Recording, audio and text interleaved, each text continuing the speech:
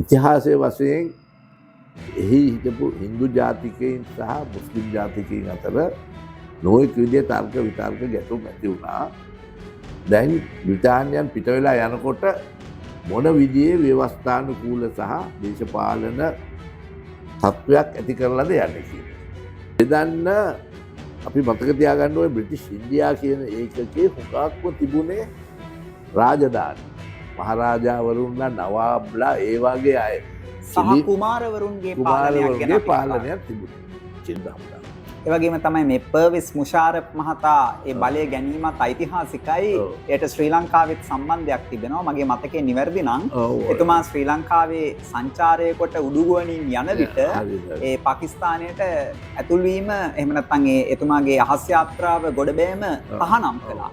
ඇත්ත වශයෙන්ම ඉතින් උනේ අන්නේ සිද්ධියත් හරි වටිනවා. ශ්‍රී ලාංකිකයන් දන්නේ නැහැ ගොඩක් අය ඒ සිද්ධිය. මුෂාරෆ්ව හිරබාරයට ගන්නයි දැස්විලා. කශ්මීර කියන එතන මුස්ලිම් ජාතකයින්ට නොයෙක් විදිහේ උපකරණ දෙනවා, උපදෙස් දෙනවා. පාකිස්තාන් කාර්යය මෙතෙන් සංක්‍රමණය කරනවා. ඉන්දියාවත් එක්ක ගැටුමක් තිබෙනවා. ඉන්දියාව නිතරම කියන්නේ දැන් මේක අපි ළඟදී විශේෂයෙන් මෝඩි ආණ්ඩුව මේක ඉස්සර තිබුණ ස්පෙෂල් ස්ටේටස්. එතරම් තීරණාත්මක නොවන දෙපැත්තටම අරුමුද වෙන ස්පෙෂල් ස්ටේටස් එකක් තිබුණා. මේ වන විට කෘත්‍රිම බුද්ධිය AI තාක්ෂණය මේව භාවිත කරමින් මේ ඩ්‍රෝන් යානා මගින් කරන ප්‍රහාර දක්වා මේ තත්ත්වය සංකීර්ණ වෙලා තියෙනවා. මම ඔබතුමාගෙන් විමසන්න කැමතියි. මම හිතන්නේ ශ්‍රී ලංකාවේ ඉන්න අපිත් මේ පිළිබඳව අවධානයෙන් සිටිය යුතුයි. මම හිතන්නේ ශ්‍රී ලංකාව හැමදාම මේ ප්‍රශ්නයේදී නොබැඳි පිළිවෙත තමයි අනුගමනය කළේ. නමුත් අපි මේ කොහොමද මේ භූදේශපාලනිකව මේ රටවල් දෙකේ තියෙන මේ නියුක්ලීමය වශයෙන් මේ අවිආයුධ සහිතව වුන් මේ ගැටුමකට එළඹුණොත් කොයි ආකාරයක විපාකයකටද ශ්‍රී ලංකාවට සහ කලාපයට සහ සමස්තයක් වශයෙන් ලෝකයට මුහුණ දෙන්න සිදුවන්නේ? දැන් මෙතන තියෙන සුවිශේෂ ලක්ෂණය තමයි මේ දෙපාර්ශ්වයටම න්‍යෂ්ටික බලය තියෙනවා. දැන් අපි යුක්‍රේන ගත්තොත් යුක්‍රේනයේ බලය නැහැ රුසියාවට. ගාසා ගත්තොත් ඉස්රේලයට තියෙනවා පලස්තීනයට නැහැ. එද මේක සුවිශේෂ භයානක තත්ත්වයක්. ගුරුහරුකම් මොනවද? තාම හොඳ ප්‍රශ්න. තාම වැදගත් දේ තමයි මේ ජියෝපොලිටික්ස් කියන විෂය විශේෂයෙන් කුඩා රටක් වන අපි තාම උනන්දුවෙන් පරිශීලනය කරලා ඉගෙන ගත්ත යුතු විෂයක්. මොකක්ද අපි ජියෝපොලිටික්ස් කියන්නේ? ඒ කියන්නේ රටක පිහිටීම භූගෝලීය පිහිටීම අනුව ඒ රටේ ආර්ථිකය, ඒ රටේ දේශපාලනය, ඒ රටේ විදේශ ප්‍රතිපත්ති මේ සියල්ලම මේ පිහිටීම වටා වර්ධනය වෙන්නේ කෙසේද කියලා අපි තාම සියුම්ව කල්පනා කරනවා. ආයිබෝවන්. දුන්න YouTube නාලිකාව නරඹන ඔබ සැම අදත් සාදරයෙන් පිළිගන්නවා. අපි ජීවත් වන්නේ ශ්‍රී ලංකාවේ. අපේ අසල්වැසි රාජ්‍යන් දෙක ඉන්දියාව සහ පාකිස්තානය මාලදිවයිනත් නුදුරෙන් පිහිටා තිබෙනවා. ඉන්දියාව සහ පාකිස්තානය ගැන කතා කරනකොට අපිට නිරන්තරයෙන්ම වාර්තා වෙන කාරණාවක් තමයි ඒ රටවල් දෙක අතර ඇතිවන යුදමය ආතතිය. අපිට මේක හඳුන්වන්න පුළුවන් ඉන්දියාව සහ පාකිස්තානය අතර රාජ්‍යතාන්ත්‍රිකව අලු යට ගිනි පුපුරු සැඟවී තිබෙන ආකාරයට. ඉතින් අද අපි මේ උත්සාහ කරන්නේ ඉන්දියාවේ සහ පාකිස්තානයේ ජාත්‍යන්තර සම්බන්ධතාවලියේදී එහෙම නැත්නම් රාජ්‍යයන් දෙකක් වශයෙන් ඒ රටවල් දෙක අතර ඇතිවන ආතතිමය තත්ත්වය පිළිබඳ යම්කිසි ශාස්ත්‍රීය විමර්ශනයක යෙදෙන්නයි. මේ සඳහා අපි තෝරාගත්ත සම්පත්දායකයා ජාත්‍යන්තර සම්බන්ධතා පිළිබඳ ලංකාවේ සිටින ප්‍රාමාණිකයෙක්. හැබැයි එතුමාගේ විෂයපතය මේ ජාත්‍යන්තර සබඳතා විෂයකට පමණක් සීමා වන්නේ නැහැ. එතුමා නුවර ත්‍රිත්ව විද්‍යාලයෙන් අධ්‍යාපනය ලැබ පේරාදෙණි සරසවියට පිවිස එහි සමාජ විද්‍යාව විශේෂ උපාධිය දිනා ගන්නවා. අනතුරුව පේරාදෙණි සරසවියේම සමාජ විද්‍යා අධ්‍යයනාංශයේ කතිකාචාර්යවරයෙකු වශයෙන් සේවය කරන අතරේ එවකට CCS නමින් හැඳින්වුණු ශ්‍රී ලංකා පරිපාලන සේවය නමින් වර්තමානයේ ව්‍යුහගතව තිබෙන එම රාජ්‍ය සේවයට එකතු වෙනවා. ඒ පරිපාලන සේවා නිලදරුවෙකු වශයෙන් මහදිසාපතිවරයෙකු අමාත්‍යංශ ගණනාවක ලේකම්වරයෙකු වශයෙන් කටයුතු කරන අපේ සම්පත්දායකතුමා පසුව මෙරට කීර්තිමත් දේශපාලනඥයෙකු වෙනවා. එතුමා නමින් ආචාර්ය සරත් අමුණුකම ශ්‍රී ලංකාවේ රජයන් ගණනාවක ජ්‍යෙෂ්ඨ අමාත්‍යවරයෙකු වශයෙන් සේවය කොට ඇති එතුමා ආචාර්ය උපාධිය දිනාගන්නේ ප්‍රංශයේ සෝබෝන් විශ්වවිද්‍යාලයෙන් ඇන්ත්‍රොපොලොජි එම නැත්නම් මානව විද්‍යාව නමින් හඳුන්වන විෂයෙන්. ඒ වගේමයි එතුමා මේ මා පෙර සඳහන් කළ භූමිකාවලට පනපවනවාට අමතරව රාජ්‍ය තාන්ත්‍රිකයෙකු වශයෙන් එක්සත් ජාතීන්ගේ සංවිධානයට අනුබද්ධ ආයතන කිහිපයකම උසස් නිලතල හොබවා තිබෙනවා. දැන් දේශපාලනයෙන් සමුගෙන කුඩා කල සිට එතුමාගේ පුරුද්දක් වුණු ලේඛනයෙන් නොයසේනම් ශාස්ත්‍රීය ගවේෂණයෙන් ජනතාවට සේවය කරන්නට පොත්පත් ලියමින් පොතපත කියවමින් එතුමා ඉසිමු සමය ගත කරනවා.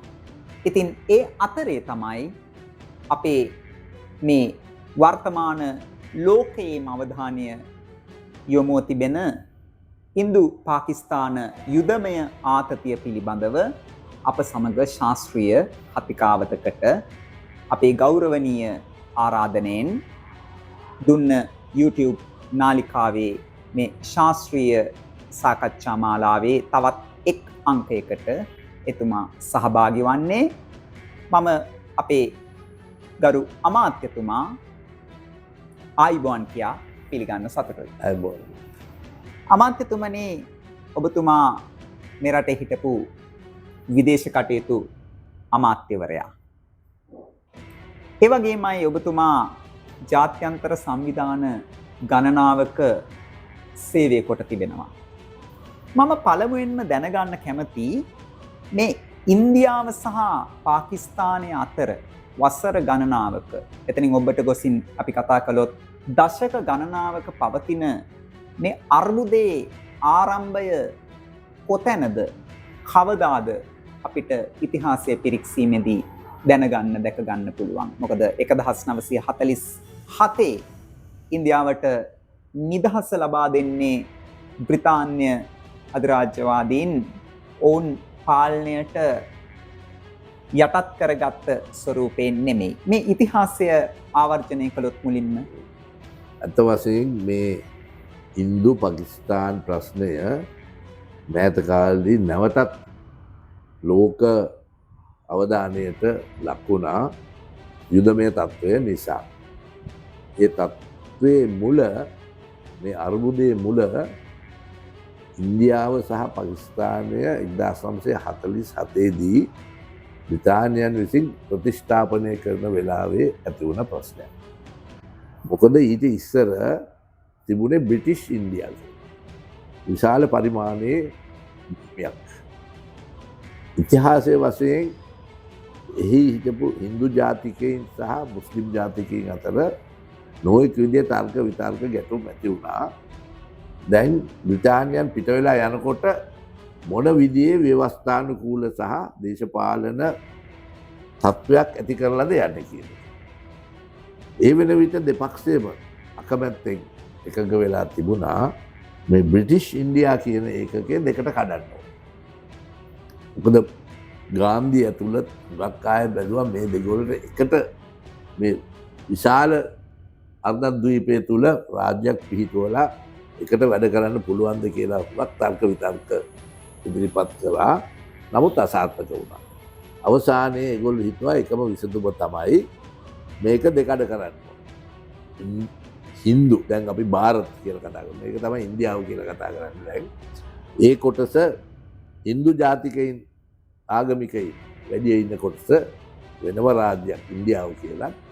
දැන් අලුතෙන් ආණ්ඩුව ඒකට ಭಾರತ කියනවා පාවිච්චි කරගෙන යනවා. අනිත් එක පාකිස්තානය කියලා මුස්ලිම් වැඩි දෙනා හිටපු කොටස වෙනම රාජ්‍යයක් ඇති කරගන්නවා. එතකොට මේ බෙදන්නේ කොහොමද කියන ප්‍රශ්නය ඇති වුණා.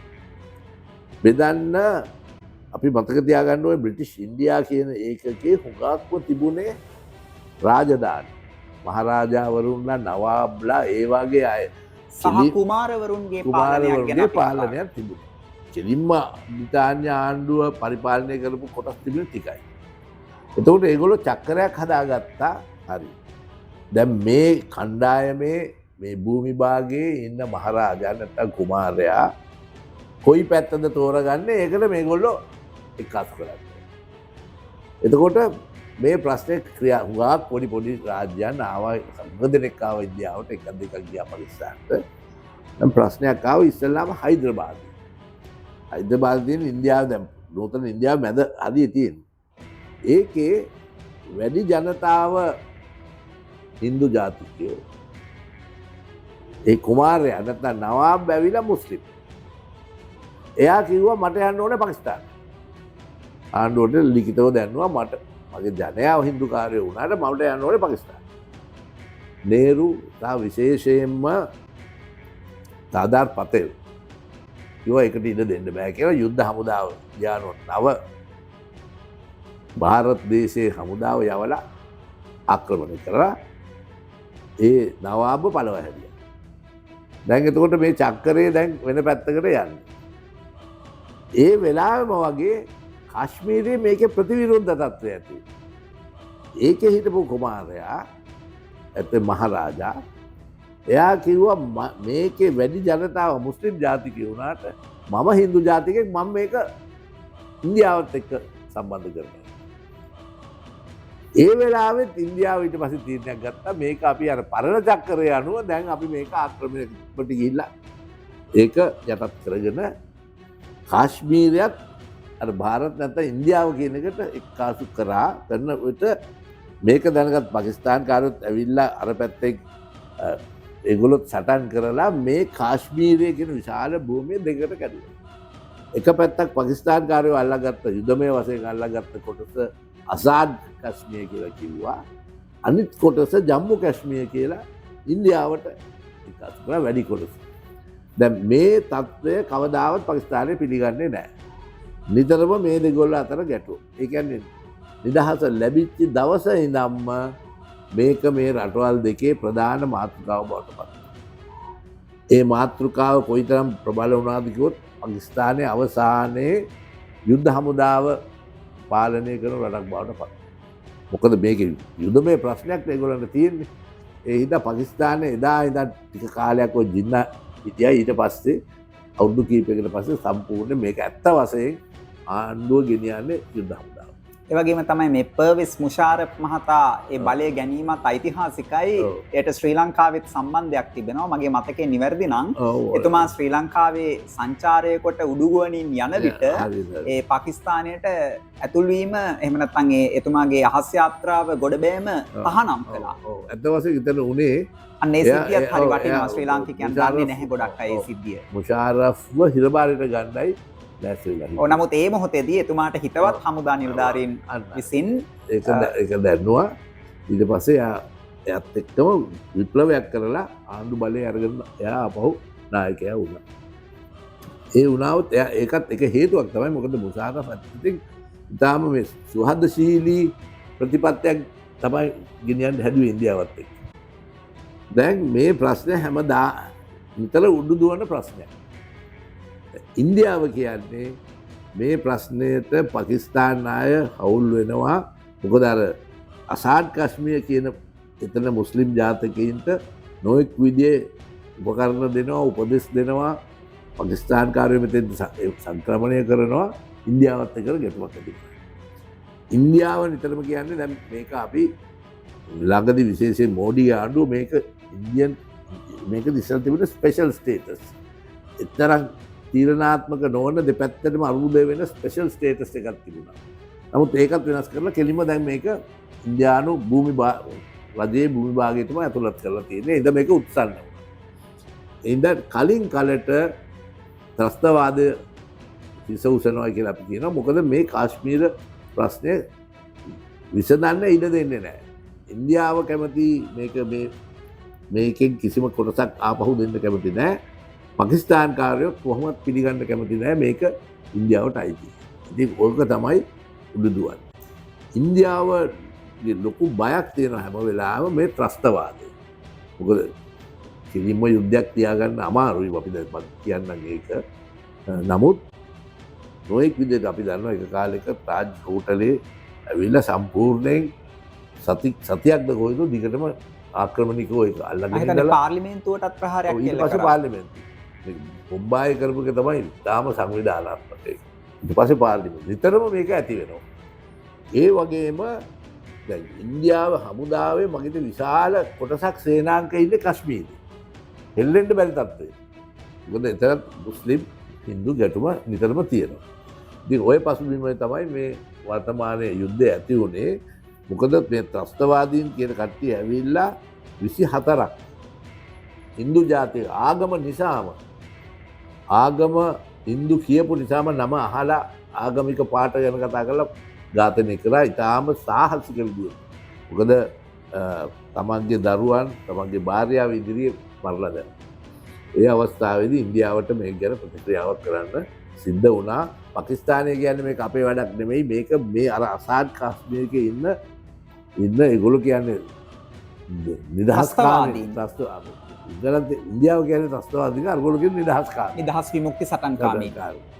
නමුත් ඉන්දියාව චෝදනා කරනවා පාකිස්තානය ඔවුන්ව පෝෂණය කරනවා. ඔවුන්ව පෝෂණය කරනවා. ඉතින් ඒක විවාදාත්මක. ඒගොල්ලෝ නෑ කිව්වා. නමුත් අපිට දැන් කවුරුත් පිළිගන්නවා.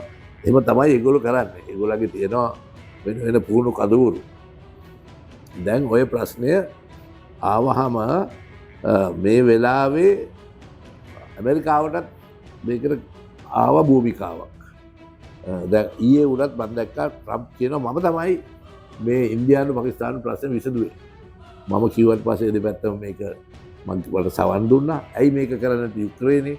ඇයි මේක කරන්නේ ගාසා තීරණය? මේක මේ තුනම ආවනේ එකපාරට. ගාසා ප්‍රශ්නය ආවා, යුක්‍රේන් ප්‍රශ්නය ආවා, කාශ්මීර ප්‍රශ්නය. මම හිතන්නේ ලෝකයට දරා ගන්න බැරි තරමේ අමාරු ප්‍රශ්නයක්. නමුත් ට්‍රම්ප් හිතන්නේ දැන් මේක විසඳපු එක එයාට ලොකු ලකුණු වැටෙන එකක්. අනිත් දෙකත් දැන් මම අත ගහලා විසඳන්නයි හදන්නේ. ඉතින් මෙතන තව මතක තියාගන්න ඕන දෙයක් තමයි ඉන්දියාව අපිත් හිතා ගන්න ඕන දෙයක්. දැන් තාක්ෂණික අංශෙන් ඉහළ මට්ටමකට ආපු රටක්.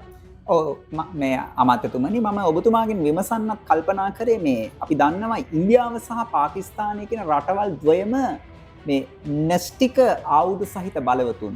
ඒ කියන්නේ නියුක්ලියර් වෙපන්ස් ඔවුන් දෙපාර්ශවයටම තිබෙනවා. ඒ වගේම තමයි ඔවුන් මේ නෙස්ටික ආයුධ භාවිතය සම්බන්ධව අනුගමනය කරන ප්‍රතිපත්ති වෙනස්. මම හිතන්නේ ඉන්දියාව no first use policy. ඒ කියන්නේ ඉන්දියාව නෙස්ටික ආයුධ පළමුව භාවිත කළ යුතුයි කියන ප්‍රතිපත්තිය නැහැ. නමුත් පාකිස්තානය ඉන්නේ තමන්ගේ ජාතික ආරක්ෂාවට අවශ්‍ය වූහොත් මේ නෙස්ටික ආයුධ යොදාගෙන ප්‍රහාර එල්ල කළ යුතුයි කියන මේ මතවාදයේ පාකිස්තානයේ ඉන්නේ. ඒ වගේම තමයි විශේෂයෙන්ම මේ ඉන්දියාව අත්හදා බලපු පළවෙනි නෙස්ටික අත්හදා බැලීම යුදමය වශයෙන් කරපු එක ඒක ස්මයිලිං බුද්ධා නමින් තමයි හඳුන්වන්නේ. එතනින් ඔවුන් අදහස් කරන්නේ මෙය සාමය පාදක කරගත්ත අත්හදා බැරීමක් කියලා. නමුත් වර්තමානය තුළ අපි දන්නවා ඉන්දියාව මේ වන විට අභ්‍යවකාශය තරණය කරන්නට පවා අවශ්‍ය කරන ඒ යානා නිෂ්පාදනය කරනවා. ඒ වගේම මේ කොච්චර මේ යුදමය තත්ත්වය තීව්‍ර වෙලා තියෙනවද කියනවා නම් ඇතැම් විට මේ අභ්‍යවකාශය සඳහා යොදා ගන්නා වූ තාක්ෂණය පවා මේ යුද්ධමය තත්ත්වයට භාවිත කරන්න පුළුවන්. එහෙම වුණොත් ඒක ඊටාම දරුණු තත්ත්වයක් වෙන්න පුළුවන්. ඒ වගේම තමයි වර්තමානයේ තුල තවදුරටත් මේ යුද්ධ කියන්නේ යුද ටැංකි වලින් හෝ මුහුණට මුහුණ කරන සටන් නෙමේ. දැන් අපි ඉස්සර දන්නේ තීර දෙකේ ෂෙල් ගෑස් ප්‍රහාර වගේ දේවල්. නමුත් මේ වන විට කෘත්‍රිම බුද්ධිය AI තාක්ෂණය මේවා භාවිත කරමින් මේ ඩ්‍රෝන් යානා මගින් කරන ප්‍රහාර දක්වා මේ තත්ත්වය සංකීර්ණ වෙලා තියෙනවා. මම ඔබතුමාගෙන් විමසන්න කැමතියි. මම හිතන්නේ ශ්‍රී ලංකාවේ ඉන්න අපිත් මේ පිළිබඳව අවධානයෙන් සිටිය යුතුයි. මම හිතන්නේ ශ්‍රී ලංකාව හැමදාම මේ ප්‍රශ්නයේදී නොබැදි පිළිවෙත තමයි අනුගමනය කළේ. නමුත් අපි මේ කොහොමද මේ භූදේශපාලනිකව මේ රටවල් දෙකේ තියෙන මේ නියුක්ලීමය වශයෙන් මේ අවිආයුධ සහිතව වුන් මේ ගැටුමකට එළඹුණොත් කොයි ආකාරයක විපාකයකටද ශ්‍රී ලංකාවට සහ කලාපයට සහ සමස්තයක් වශයෙන් ලෝකයට මුහුණ දෙන්න සිදුවන්නේ? දැන් මෙතන තියෙන සුවිශේෂ ලක්ෂණය තමයි මේ දෙපාර්ශ්වයටම න්‍යෂ්ටික බලය තියෙනවා. දැන් අපි යුක්‍රේන් ගත්තොත් යුක්‍රේනට බලය නැහැ රුසියාවට තියෙනවා. ගාසා ගත්තොත් ඉස්රේලයට තියෙනවා පලස්තීනයට නැහැ. එද මේක සුවිශේෂ භයානක තත්ත්වයක්. නමුත් ඒකද කියන්නේ ෆස්ට් ස්ට්‍රයික් කේපබිලිටි. ඒගොල්ලෝ විතරක් නෙමෙයි හුඟක් රටවල් දැන් කියනවා අපිට මේ බලය තිබුණාට අපි ඉස්සල්ලාම මේක පාවිච්චි කරන්නේ නැහැ. නමුත් මං හිතන්නේ අපි දැනට මේක න්‍යෂ්ටික බලය පාවිච්චි කරයි කියන තත්ත්වයට එන්න උවමනාවක් නැහැ. මොකද දෙපැත්තටම ලොකු අභියෝගයක් ආර්ථික සංවර්ධනය. විශේෂයෙන් ඉන්දියාවට. දැන් තව අවුරුදු 10ක් විතර යනකොට ඉන්දියාව ලෝකයේ 3 වෙනි නැත්නම් 4 වෙනි බලවත් රට බවට පත් වෙනවා. ආර්ථිකයේ බවට පත් වෙනවා. ඒ හින්දා මොකද ජනගහනය ලෝකයේ බිලියන ට වඩා සමගම ගෝලීය වශයෙන් බල තුලනයකුත් සිදු වෙනවා. ඒ කියන්නේ ආර්ථිකමය වශයෙන් සහ යුදමය වශයෙන් චීනය සහ ඉන්දියාව බලවත් වීම සමග ඒ ගෝලීය සමබරතාව යම් ආකාරයකින් විසමතාවකට පත් වෙනවා. ඒ වගේම ගත්තන් පස්සේ රුසියාවත් ඇත්තටම රුසියාවේ වැඩි කලාපයක් ආසියාවට බරව තමයි පිහිටා තිබෙන්නේ. ඒක තියෙනවා. ඒ හින්දා අපිට අපි මේ වෙලාවේ හිතන්න බෑ දෙගොල්ලම සම්පූර්ණ ඒගොල්ලෝ ගාව තියෙන න්‍යෂ්ටික ආයුධ පාවිච්චි කරලා කියලා හිතා ගන්න බෑ. නමුත් මෙතන අපි යම්කිසි පුරෝකථනයක සිටියොත් මෙවැනි මට්ටමකට මේක වර්ධනය වුණොත් අපි දන්නවා එවැනි තත්වයකට වර්ධනය වන්නේ නැහැ. දැන් ඒ වගේම තමයි මීට පෙරත් මම හිතන්නේ සම්මුති දෙක තුනක් ක්‍රියාත්මක වුණා. මොකද අපි දන්නවා ඉන්දියාව සහ පාකිස්තානය අතර අවස්ථා 4කදී නිල වශයෙන් යුද්ධ ඇති වුණා. ඊට අමතරව තවත් මීට වසර කිහිපයකට ප්‍රථම අර ඔබතුමාට මතක ඇති ඉන්දියානු ගුවන් යානයක් බිම හෙළලා එහි නියමුවෙකුත් අත්අඩංගුවට අරගෙන පසුව රාජ්‍යතාන්ත්‍රික කුමාරුවෙකුත් සිදු වුණා. මේ තත්ත්වය කොහොමද අපි විශ්ලේෂණය කරගන්නේ? මෙතන මේක එක ලකුණක් තමයි මේ අවස්ථාවේදී අත් වශයෙන් ඇමරිකාව, රුසියාව, චීනය ඔක්කොම එක පදනමකට ආවා. මේ යුද්ධය වහාම සමනයකට පත් කරන්න ඕනේ. න්‍යෂ්ටික ආයුධ පාවිච්චි කරන්න බෑ කියලා ඒ රටවල් ඔක්කොම ඒ මතයට ආවා. ඒ විතරක් නෙමෙයි මගේ හිතේ ඇමරිකාවයි රුසියාවයි එක පදනමකට එන්න මේකත් එක විදියකින් එන්න. මොකද පසුපස මේ සාකච්ඡා යනවනේ. හැබැයි වෙන දෙයක් තමයි මෙතන වෙන්නේ. මේ න්‍යෂ්ටික ප්‍රශ්නෙට පසුපස තව දෙයක් තියෙනවා. ඒ කියන්නේ ඒ න්‍යෂ්ටික ආයුධ වලට මේහයින් මේ පැත්තෙන් තියෙන අවිබලය පිළිබඳ ප්‍රශ්න. දැන් එක පැත්තකින් ඉන්දියාව අද නූතන මිසයිල් තාක්ෂණය සහ ඩ්‍රෝන් තාක්ෂණය අද යුද්ධය කරන්නේ යුද්ධ හමුදායව ඒගොල්ලෝ කරනවා තමයි. නමුත් ප්‍රධාන වශයෙන් ඩ්‍රෝන ප්‍රහාර සහ මිසයිල් ප්‍රහාර. දැන් ඒ අතින් ඉන්දියාව දියුණුයි. ඔය බ්‍රහ්මෝ කියන මිසයිලෙන් තමයි මේ සැරේ ගොඩක් පාවිච්චි කරන්නේ. ඒක මොකද හදට යන්න පුළුවන් නම් ඉස්ලාමාබාදට යන්නත් පුළුවන්. කොළඹට එන්නත් පුළුවන්. ඒ එකම මිසයිල් එකනේ පාවිච්චි කරන්නේ. දැන් ඒගොල්ලෝ මෙතන බලන්න ඕනේ ඉන්දියාව මෙහෙම කරනකොට පාකිස්තානය කරන වැඩේ චීන නව තාක්ෂණය ලබා ගත්තා. එතකොට මෙතන ඉන්දියාවේ නව තාක්ෂණය සහ චීනයේ නව යුදමය තාක්ෂණය අතර තමයි එක විදිහක ගැටුමක් සිද්ධ වුණේ. මේ මාස සිදු වුණු ඒ ගැටුමේදී පළවෙනි වරට ඉන්දියාවේ ප්‍රංශයේ නිෂ්පාදිත අලුත්ම පරම්පරාවේ ජෙට් යානාවක් ඔවුන්ට අහිමි වුණා. ඔව් ඒකයි දැන් ඇත්ත වශයෙන් කොම හිතුවේ මේ ප්‍රංශ රැෆෙල් ජෙට් යානා අභිබවා යන්න කවුරුත් නැහැ කියලානේ. නමුත් මේ සැරේ පළවෙනි වතාවට ලෝකෙටම පෙනුණා ඒගොල්ලන්ට ප්‍රහාරය එල්ල කරන්න පුළුවන් චීන තාක්ෂණය පාකිස්තානට ලැබුණ නිසා ඒ සිග්නල් එක ඒ සංඥාව මුළු ලෝකෙටම ගියා.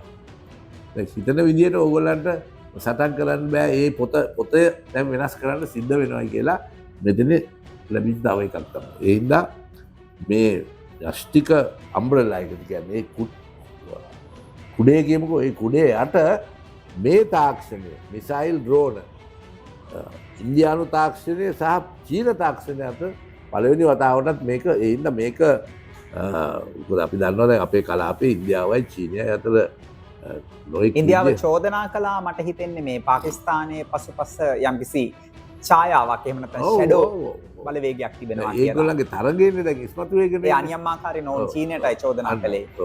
ඒ පසුබිම් බලපුවාම මේක ඊටාම වැදගත් මේ යුද්ධමය දැන් මොන පැත්තටද මේගොල්ලෝ මොන ඉසව්වටද මේගොල්ලෝ යන්නේ කියලා.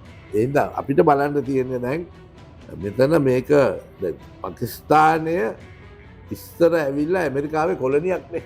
ඇෆ්ගනිස්තාන් යුද්ධය යනකල් ඒගොල්ලන්ගේ බේස් එක නැත්තම් ඒගොල්ලන්ගේ මර්මස්ථානය තිබුණේ පාකිස්තාන. ඒගොල්ලෝ යුද උපකරණ ගේන්නේ එහාට ඒ අහස අත්තා තොටු පොළවල් පාවිච්චි කරා ඒ උපකරණ ගබඩා කළේ එහෙ. නමුත් ඇෆ්ගනිස්තානයේ ඇමරිකාවට විශාල පරාජයක් ඇති වුණා.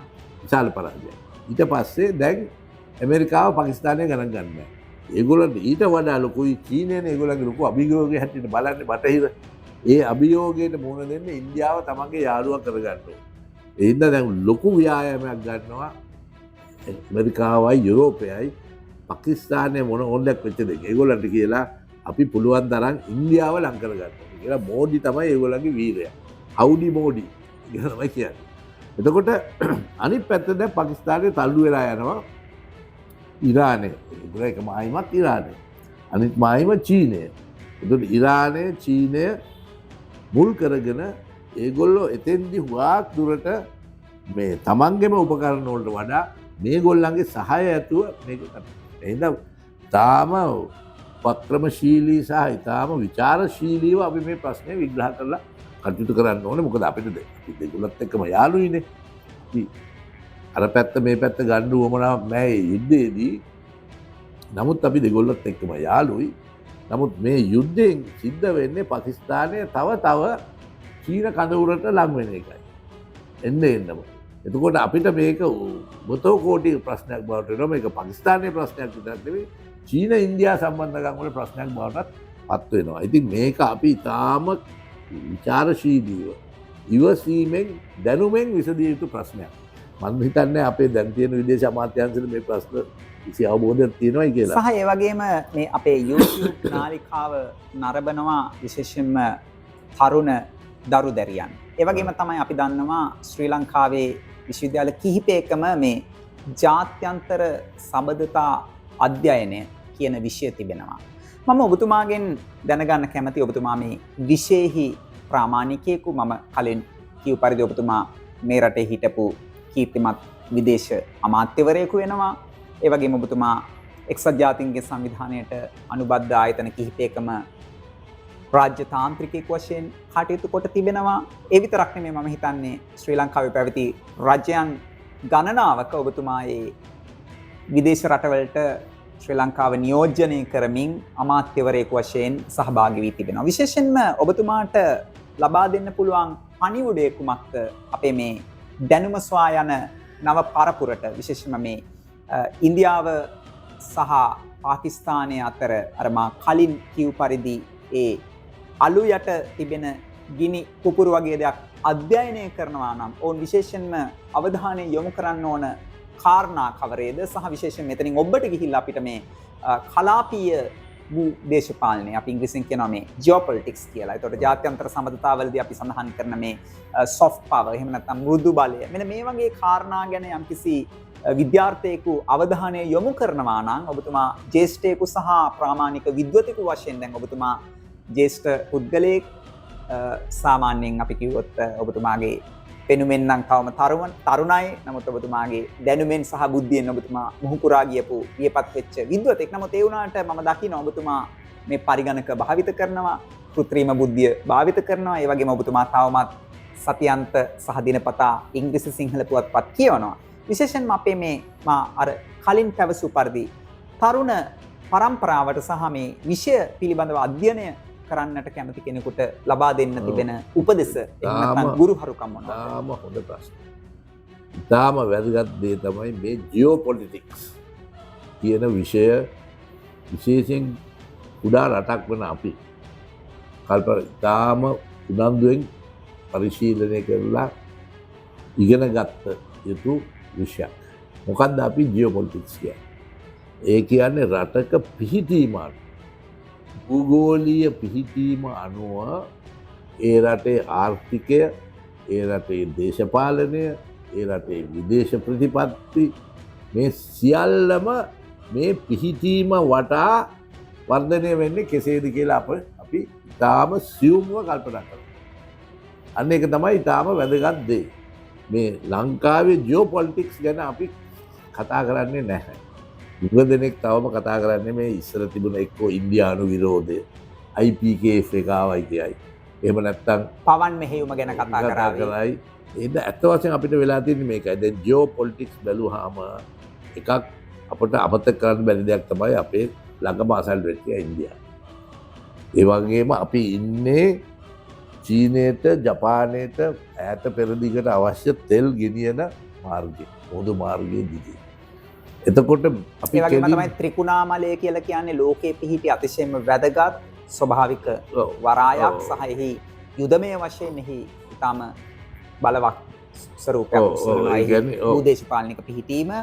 අපි අපේ රට ඉතාමත් ඒ වගේම රූමස්සල තමයි ලෝකයේ අඩුවෙන්ම ගුරුත්වාකර්ෂණය තිබෙන ස්ථානය වශයෙන් හඳුනාගෙන තිබෙන්නේ. මොකද බෝධ මාර්ගය යන්නේ ඒ පැත්තෙන්නේ. හම්බන්තොට පැත්තෙන් යන්නේ. ඒ හින්දා ඕක මුලින්ම ඉතාම තියුණු විදිහට කල්පනා කරේ චීනය ඇත්ත වශයෙන්. මම හිතන්නේ සේදමාවත වුණ සේදමාවත කියන්නේ බෙල්ට් ඇන්ඩ් රෝඩ් ඉනිෂියටිව් කියවනේ. ඔව්.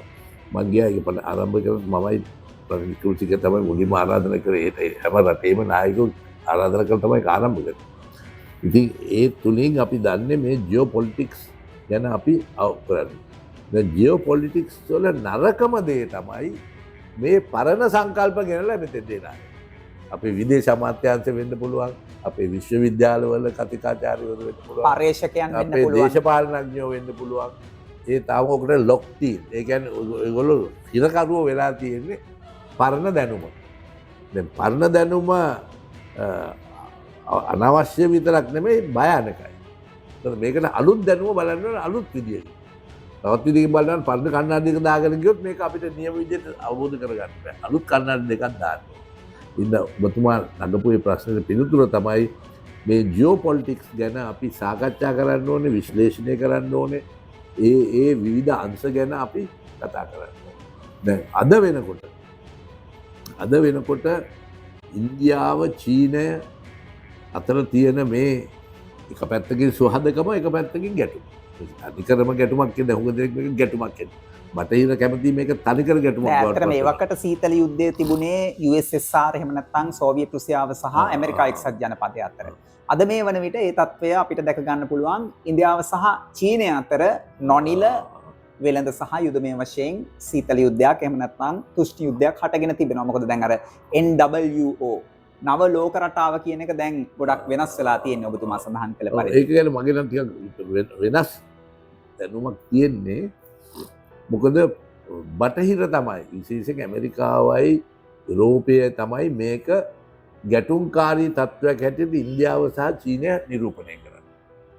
හැම වෙලාවෙම මේ දෙගොල්ලෝ තමයි තර්ක කරන්නේ, මේගොල්ලෝ තමයි එක එක්කෙනාට වෙඩි තියාගන්නේ, දේශ සීමාව පිළිබඳ ප්‍රශ්න ඇති කරන්නේ. අපි මතක තියාගන්න ඕනේ දේශ සීමාව පිළිබඳ ප්‍රශ්න ඇති කරේ සුද්දෝ. ඇති කරේ බ්‍රිතාන්‍ය. දැන් ඔය කොහොමද ඉන්දියාව බෙදන්නේ කියන එක රැඩ්ක්ලිෆ් ඇවෝඩ් කියලා එකක් තිබුණා. ඒකේ තිබුණේ මායින් බ්‍රිතාන්‍ය කාර්යෝ තීරණය කරපු මායින්. ඒකනේ චීනේ ජොයින්ලායි මුලින්ම නේරුවට කිව්වේ අපි දෙගොල්ලෝ ගහගන්නේ මොකටද?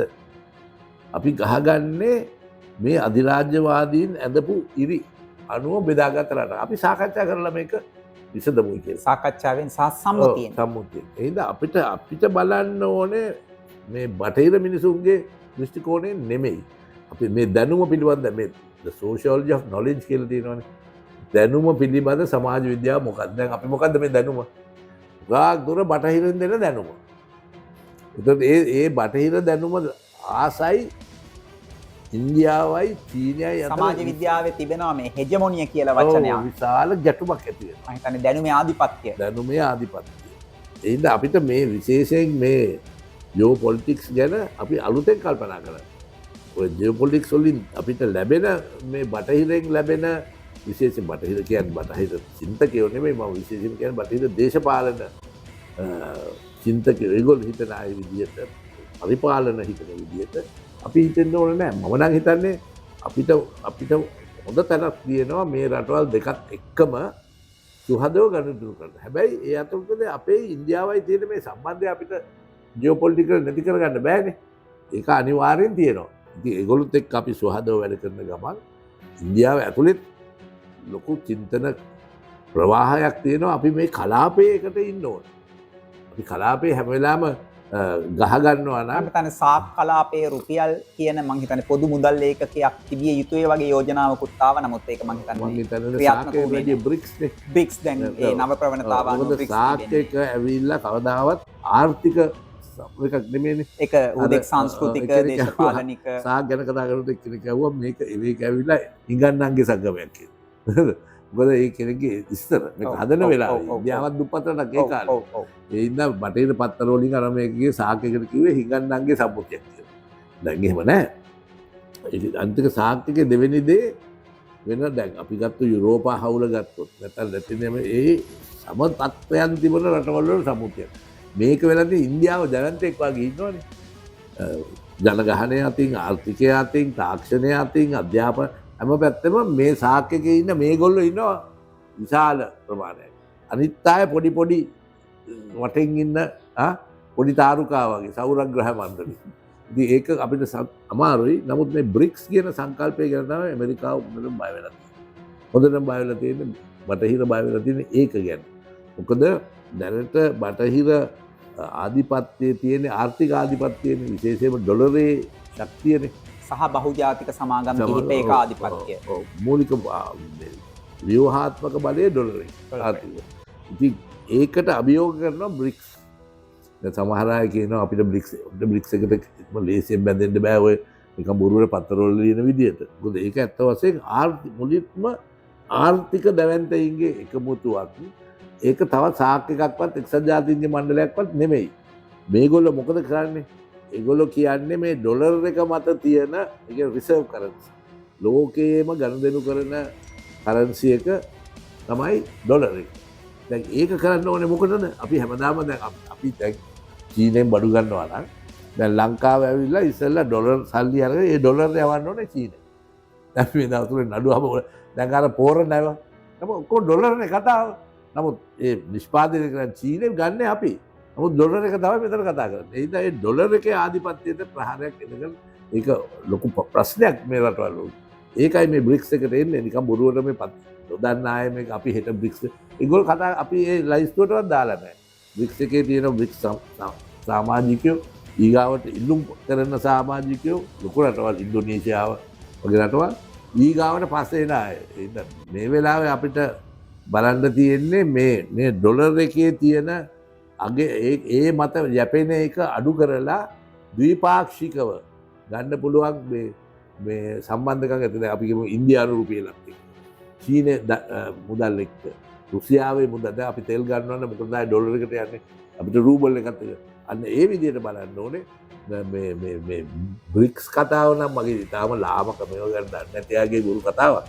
නමුත් ඒගොල්ලෝ ඔබතුමා යෝජනා කරන්නේ මේ අපේ තරුණ විද්‍යාර්ථයන්ට පර්යේෂකයන්ට මේව පිළිබඳව ගැඹුරෙන් සංකල්පීමේ වශයෙන් හදාරන්න කියන කාරණාව විය යුතුයි. තාම වැදගත්. මේ ජියෝ පොලිටික්ස් ඒ වගේම මේ ඉකොනොමික් අංශය සහ සමාජ විද්‍යාත්මක ප්‍රවේශය මොනිටරි අංශය ඒවා දිහා බලන්න ඕනේ. එහෙනම් මේ තියෙන විශ්වවිද්‍යාල විෂයන් සම්පූර්ණ වෙනස් කරන්න ඕනේ.